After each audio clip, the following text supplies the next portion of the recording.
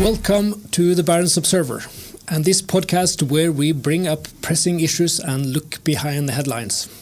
My name is Atle Staalesen, and today we are going to talk about nuclear weapons. In the studio with me is Thomas Nilsen, editor of the Barents Observer. Welcome. Always a pleasure. You know quite a bit about this and have written many stories, but before we start, let's have a short look at the backdrop of the current situation. We have the United States that has bombed facilities in Iran quite recently in fear of the country developing nuclear weapons. The UK is buying fighter jets that are capable of carrying tactical nuclear weapons. And we have recently a potential dangerous conflict between nuclear weapon states, India and Pakistan, that were on the brink of war. At the same time, the only arms control agreement regulating nuclear weapons, the START treaty, expires in February next year. So let's talk about how our region, this northern part of Europe, where Russia has a quite big part of its nuclear weapons arsenals. Over several years, you have written stories about the Kola Peninsula and the situation in the region. You have used satellite maps that shows how Russia is developing its nuclear arsenals in the north. So let's look at the northernmost part of the region at Novaya Zemlya. Can you tell us how Russia is developing this nuclear testing site? Well, what we see on satellite images is that there has been a quite extensive rebuilding of the facilities at the northern test site at Novaya Zemlya over the last 2, maybe 3 year period. The northern test site is the active one. It's where Russia conducted underground nuclear testings up to 1990. But we don't know exactly what is happening on the ground. We see the buildings. This could be also a renewing of the quite rundown Soviet facilities that they had, in a kind of the same way as we have seen at other military sites in the Russian Arctic, where the Soviet buildings at Severnaya Zemlya, Franz Josef Land and so on has been abandoned, and they have rebuilt new buildings. So it is an area quite close to the Matochin Shar. It's called the Severnaya base, the northern base, where a lot of new buildings has appeared over the last few years. Do you think there is a possibility that Russia will resume actual testing in Novaya Zemlya? Well, the northern test site at Novaya Zemlya is the only place where Russia actually can conduct full-scale nuclear tests if they want. And they are capable of it. They do have tunnels that are made ready. So it is actually a political question. And 2 years ago, Vladimir Putin withdrew Russia from the comprehensive test ban treaty in the way that they unratified it. That is a political sign. It is maybe not that dramatic as it sounds. It doesn't mean that Russia will make nuclear tests at Novaya Zemlya, but they are in a way showing the United States that they are ready to do so if needed.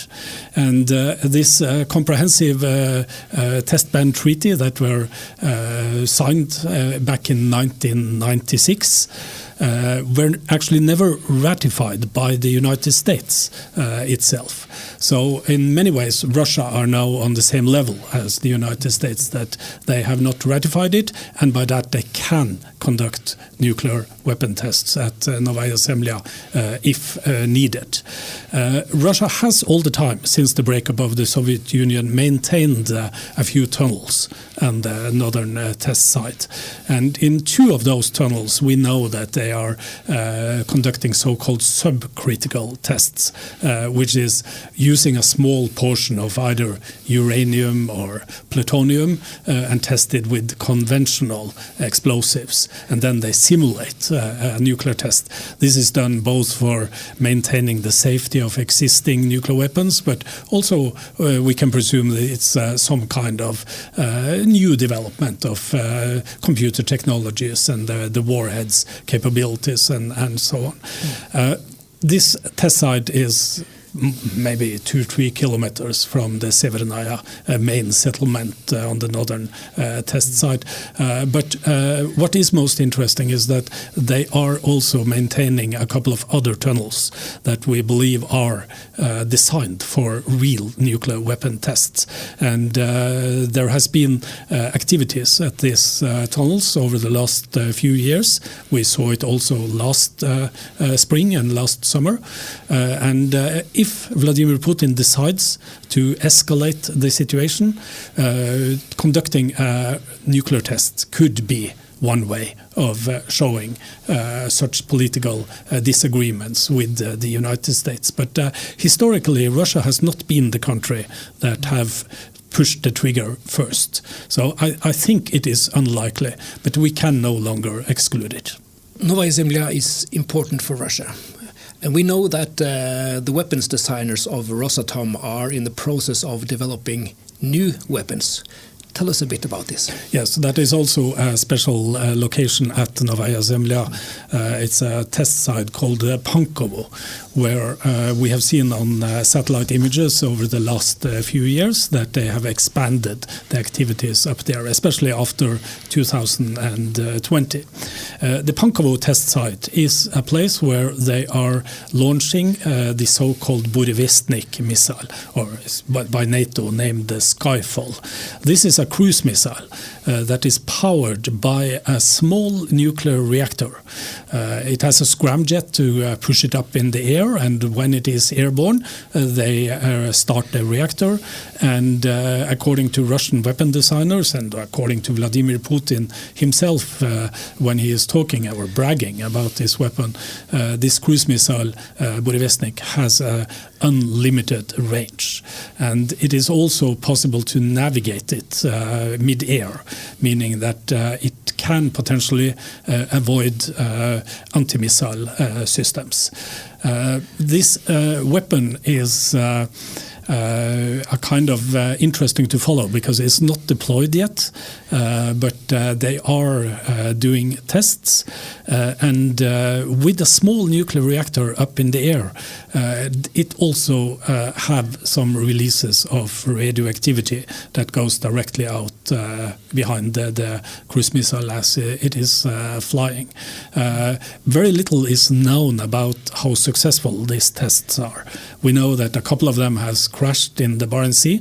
They have been lifted from the seabed and brought safely ashore again. But it is very interesting to follow the Pankovo nuclear test site. That is one of several cruise missile test sites where we believe parts or the entire combat of the Burevestnik missile is tested. Another place that we have seen, and we published articles on that in the Barents Observer, is the Nilsen site on the coast to the White Sea.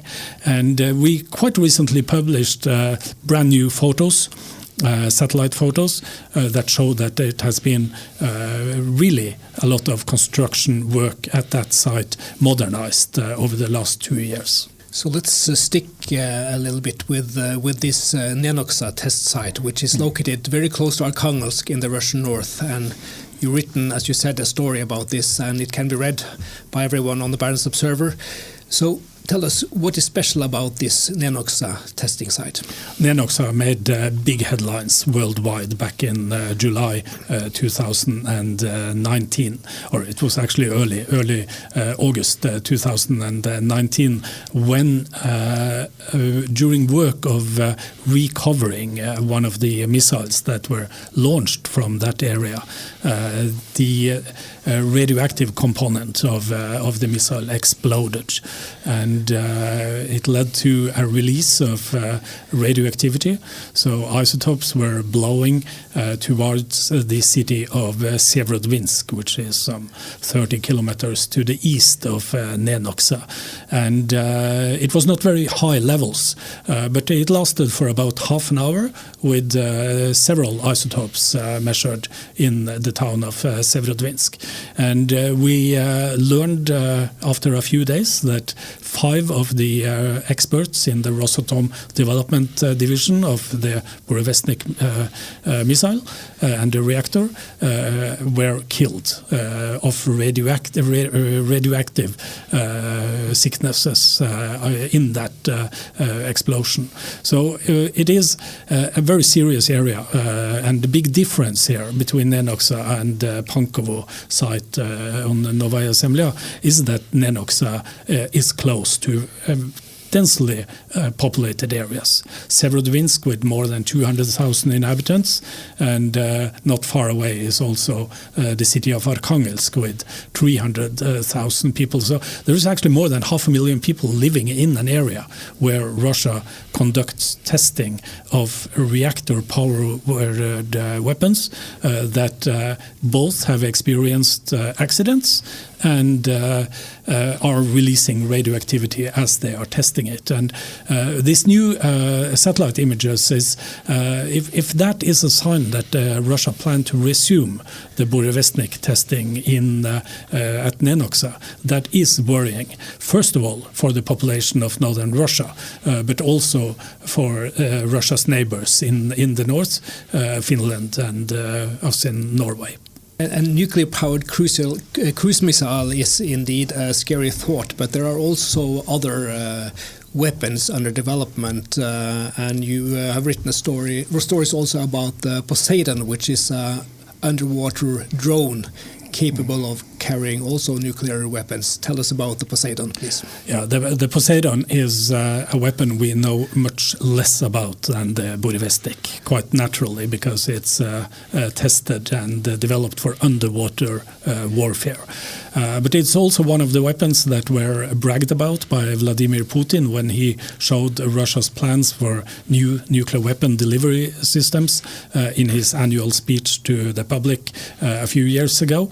The Poseidon in basic is also powered by a small nuclear reactor that is giving it a quite long range. We don't know how long, but potentially this drone that is more than 20 meters long can navigate across the Atlantic. So it's an intercontinental underwater weapon. The idea with the weapon is to dive deeper than normal submarines can sail, which means also that it's much more difficult for the enemy, in this case NATO, to stop the weapon as it is launched. So it is a deterrence weapon for Russia.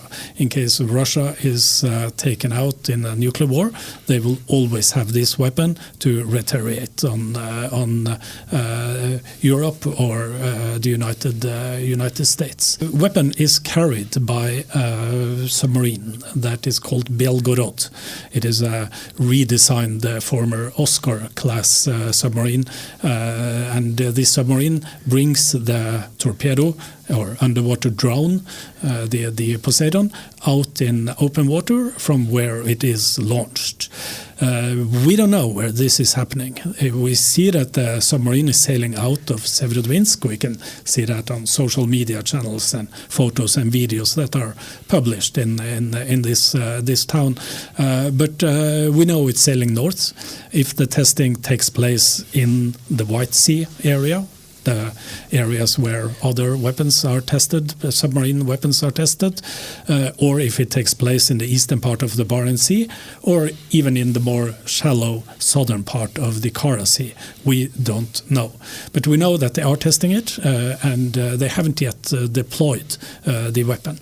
They have developed a special class of submarines that one day will carry this weapon. It's called the Khabarovsk submarines. They started building them back in 2014, according to Russian sources. But these submarines is not yet put on the water, and they are not even rolled out of the ship hulls at the Sevmash yard in Severodvinsk.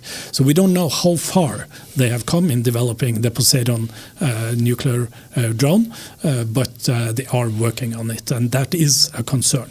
It's a kind of both a concern, of course, because it's a very terrifying weapon, but it is also a concern because it will cause releases of radioactivity to the marine environment during development and testing.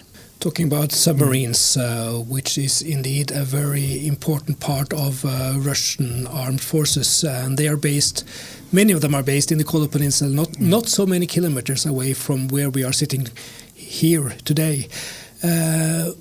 But Russia is spending tremendous resources now on the war in Ukraine. Does really Russia have the capacity to follow up Vladimir Putin's ambitions to build more nuclear submarines? This is a key question when analyzing Russia's military structures nowadays. And the short answer is yes, they are giving priority to building new submarines and new surface warships. To focus on the submarines, they have the new fourth generation submarines, both on the multipurpose class, the Nilsen class, and the strategic submarines, or ballistic missile submarines of the Borei A class. And well, they are delayed according to the original plans, but they are rolling out approximately one of each every year. One Borei A class ballistic missile submarine and one Nilsen class submarines. And these are tremendously expensive weapons. They are high-tech technology, and they are a kind of the best submarines that Soviet Union and Russia have ever built. They are sailing quietly, and they are armed with what we could call post-Soviet developed cruise missiles and ballistic missiles.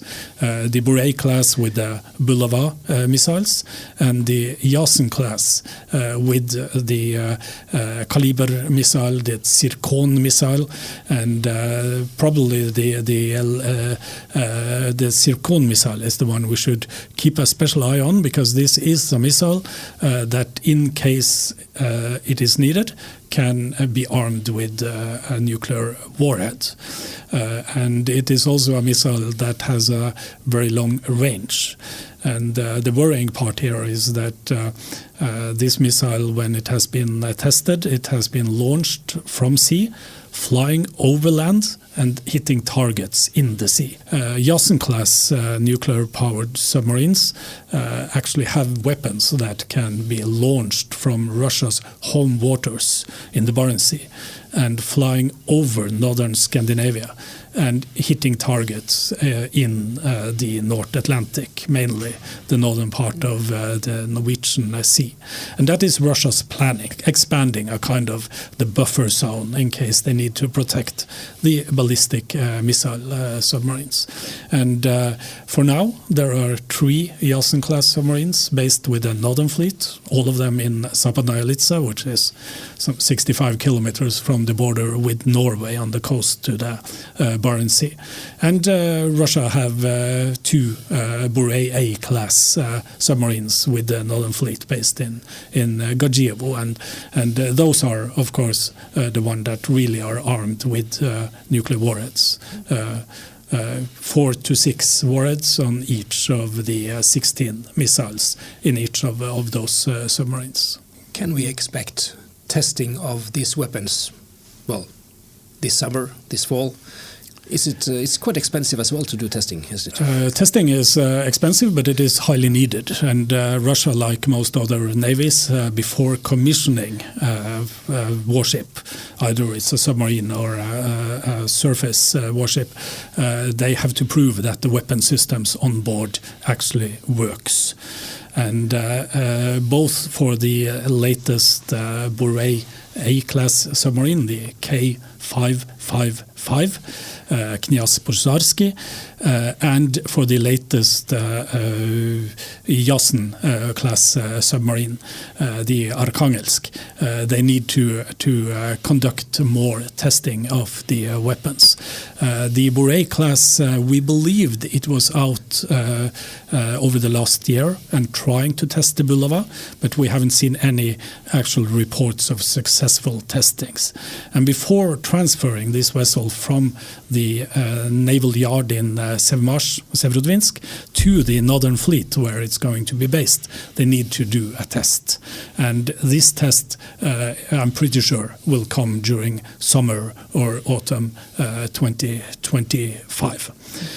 For the Nilsen-class submarine, Putin has been bragging about the options of launching a Zircon missile, that this submarine is specially designed to carry the Zircon missile. And when the chief, the dictator himself, says that it works, well, then the Navy and the weapon designers have to prove that it actually do so. So we will see also tests of the Zircon missile in the near future in our northern maritime areas, either that is the White Sea or the Barents Sea. So we see that Russia is building new submarines, building more submarines able to carry nuclear weapons. Does that mean that we will see more also nuclear weapons deployed in the Russian Navy and also in the Russian North? We don't know. There are different scenarios here.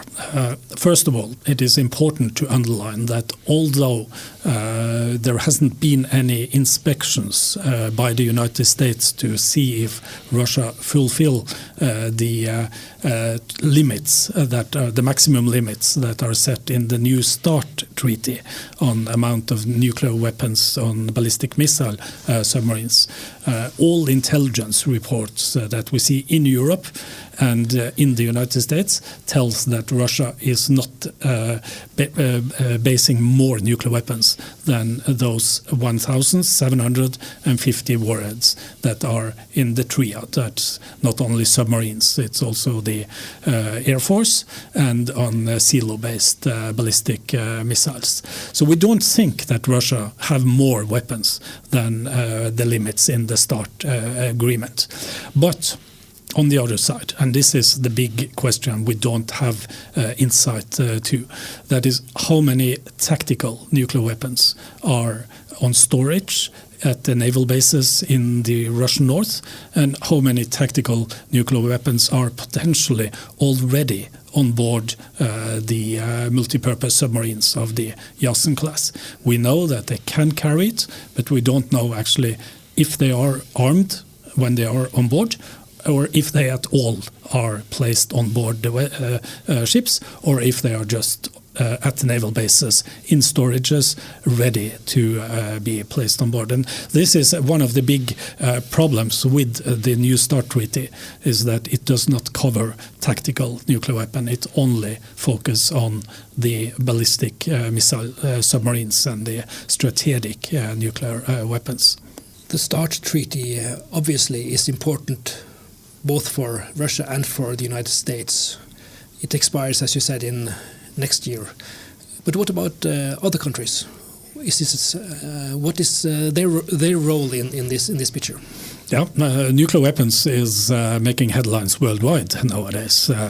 We were a bit scared when we saw the news about India and Pakistan and the near war situation up in Kashmir that could have triggered a war between two nuclear weapon states. Luckily, it did not.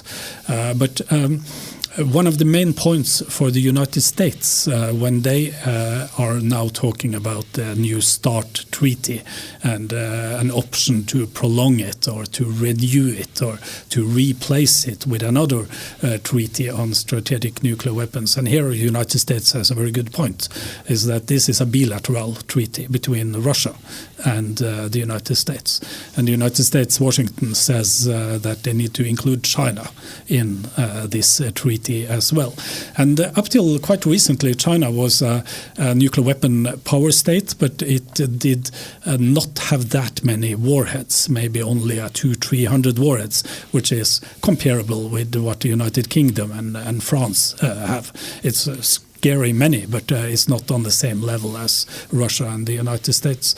But in recent years, Beijing have expanded its nuclear arsenal and is building new silos, and also the number of nuclear warheads is increasing. So China is a country to take a closer look at. And if there should be a new arms treaty regulating the number of warheads in each country, it is a very good idea to also include China into this treaty. But so far that has not happened, and I think the main focus now will be to maybe expand the time horizon for the existing START treaty, maybe with 1 year, maybe with 2 years, until a new, more global posture on arms reduction treaties can be signed. And meanwhile, nuclear weapons are also in discussions in Europe. It was up and a debate on the NATO summit in Hague last week, and the United Kingdom have announced that they will buy F-35 fighter jets that are capable of carrying tactical nuclear weapons. We know that France is very relying on their ballistic missile submarines and so on. So I think really it is important to bring back the nuclear weapon powers to the table, just like it was in the end of the Cold War, when Mikhail Gorbachev and Ronald Reagan met in 1986 in Reykjavik and so on. Because the worst case scenario now is that in February next year we don't have one single arms reduction treaty or arms control treaty that limits the number of nuclear weapons in the world, except of course the non-proliferation agreement. But that one is also challenged by countries like Iran, North Korea, etc. Talking about Russia, it's not getting easier to follow developments in the country. How do we actually manage to keep an eye on what Russia is doing with its weapons, with its nuclear weapons, with the submarines? How can we get a glimpse at least of what's going on? I think based on the experiences we in the Barents Observer and we as journalists have, I think it is very important to not only focus on what Russia says, but to keep a very close eye on what Russia does. And in the north, we saw it in February 2022, when the full-scale invasion of Ukraine happened. It was very quiet on the strategical nuclear forces in the Russian north. They did not deploy more ballistic missile submarines to the sea, and also at the storages that they have 5-6 of in the Kola Peninsula area or Murmansk region. It was also very, very quiet. And this is important because we are today facing a political situation in the Kremlin where the Kremlin itself is not loudly talking about its nuclear weapon arsenal, but there are proxy players like Dmitry Medvedev, the Security Council, and not least to talk about the propaganda people in different Russian TV channels that are loudly talking about using nuclear weapons. Either it is tactical nuclear weapons against some Ukrainian cities, or maybe if the situation escalates that they want to use it against Europe. But this is, of course, not in Russia's interest at all, because they know that they should not trigger the first use of nuclear weapons. So it's rhetorics. Meanwhile, we in the media will focus on what we see actually is happening. And on that side, it is nothing deeply to worry about currently. We have talked about a lot already, but are there any other things with regard to Russia's nuclear capabilities in the north that we should keep an eye on? Absolutely. And the Ukrainian spectacular attack and the self-defense attack against the Olenaya airbase on the Kola Peninsula on June 1st, not only the Olenaya airbase, but several airbases in Russia, but here in the north. That is important also to remember that the Olenaya is not only an airbase that are home to strategic bombers flying and launching cruise missiles against Ukraine. It is also a very important airbase for Russia's nuclear deterrence. It's the northernmost airbase they have with strategical bombers that can carry nuclear weapons in case of an escalating conflict between East and West.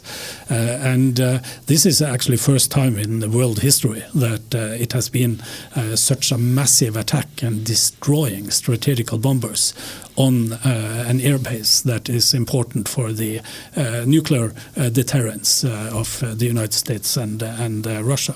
So I think we can expect that there will be changes in regards to how many nuclear weapons Russia have available for the Air Force, the strategic bombers, and maybe that it will be an increased number of nuclear weapons on the Navy instead. That means in the north, submarines. But this remains to see. But absolutely, the Ukrainian drone attacks on Russia's air forces and the bases is changing the game in many ways. One of Russia's largest storages, central storages for nuclear weapons, warheads, are in the mountains not far from the Olenaya air base. And those are the weapons that Russia might deploy if they want to escalate the situation and bring it out to the naval bases and maybe even put it on submarines that are sailing the Barents Sea. So keeping an eye on what happens in the Russian north is key to understanding Russia's nuclear weapon thinking and doing. These are lots of scary stuff. Do people in Europe, in the Nordic region, in northern region, have reason to be afraid? I don't think so. I think that we should keep calm. I think that the biggest threat by nuclear weapons, as we see it right now, is actually the scaring people with it. Russia always having people that are making statements that, oh, if you cross the red line now, we will trigger nuclear weapons and so on. And the fear of nuclear weapons is a weapon in itself. But the use of nuclear weapon, I think, is very unrealistic, and it's suicide for any nation that try to use it. Thomas Nilsen, editor of the Barents Observer, thank you for sharing your knowledge. Always a pleasure. Thank you for watching, listening to this podcast. Thank you for reading the Barents Observer. Keep reading us. We follow developments in the north. Thank you very much.